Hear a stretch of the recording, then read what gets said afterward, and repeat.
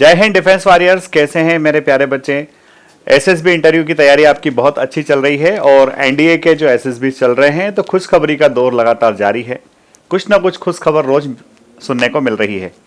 प्यारे बच्चों, पीपीडीटी आपके एसएसबी इंटरव्यू का बहुत ही अहम पड़ाव होता है और इस अहम पड़ाव के पहले दिन अगर आप क्लियर हो जाते हो तो ही आपको वहां 5 डेज स्टे करने को मिलता है, सारा टेस्ट देने को मिलता है। इसलिए पीपीडीटी की जो प्रिपरेशन है वो बहुत ही अहम हो जाती है।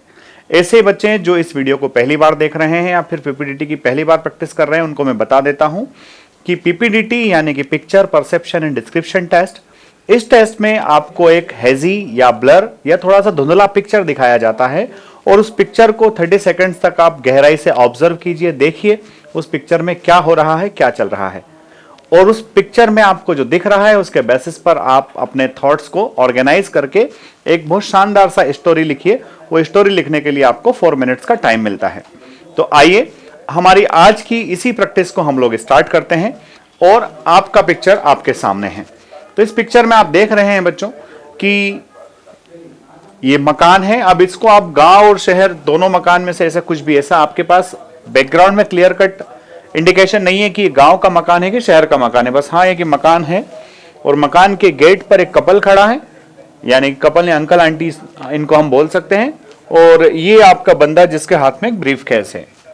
तो बच्चों, अगर आपको बाहर से कोई हीरो नहीं लाना है तो आप इसी पिक्चर के बेसिस पर इंटरप्रिटेट करेंगे कि ये जो बंदा है दिस इज योर हीरो, ये जो बंदा है ये आपका हीरो है बच्चों, और इस हीरो को कोई ना कोई टास्क मिला हुआ है। तो सबसे पहले आपको क्या करना होता है, सबसे पहले आप आइडेंटिफाई कीजिए नंबर ऑफ कैरेक्टर्स। तो नंबर ऑफ कैरेक्टर्स कितने हो गए बेटा? नंबर ऑफ कैरेक्टर्स हो गए 3।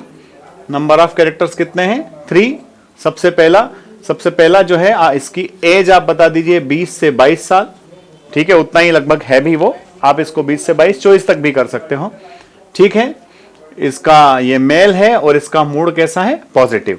इधर आप देख रहे हो तो आप देख पा रहे हो कि 42 45 और मेल है, मूड इधर भी पॉजिटिव है, और इधर भी आप 42 42 कर दीजिए, फीमेल है और मूड पॉजिटिव है, और इसे आप अपना मेन हीरो बता दीजिए।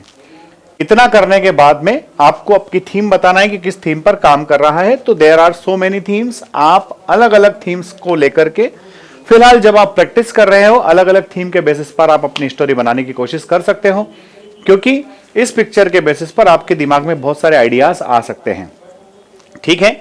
अगर आपके मन में कोई अच्छा सा आइडिया आया हो तो स्टोरी लिख करके कमेंट बॉक्स में कमेंट जरूर करना है ताकि मैं पढ़ूं और उसको रिव्यू दे सकूं। अब मैं आपको अपनी स्टोरी बताता हूं कि मैंने इस पर क्या स्टोरी लिखी है। तो आप देखेंगे बच्चों कि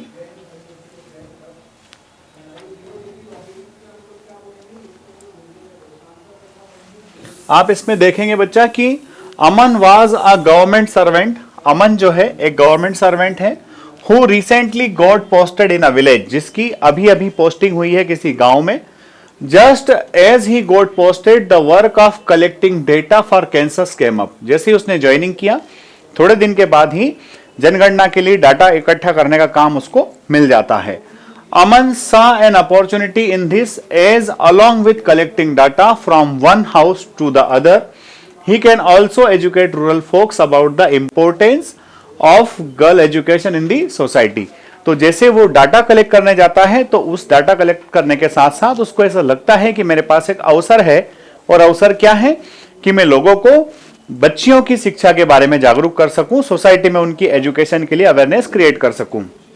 ही decided to keep his mantra simple, how a son's education simply educates an individual while educating a daughter is educating the whole family. उसने अपना एक सिंपल सा मंत्र बना लिया कि किस तरह से हम एक बंदे को, एक बच्चे को जब एजुकेट करते हैं तो सिर्फ एक व्यक्ति ही एजुकेट होता है, पर अगर हम एक गर्ल को एजुकेट करते हैं तो पूरा फैमिली एजुकेटेड हो जाता है।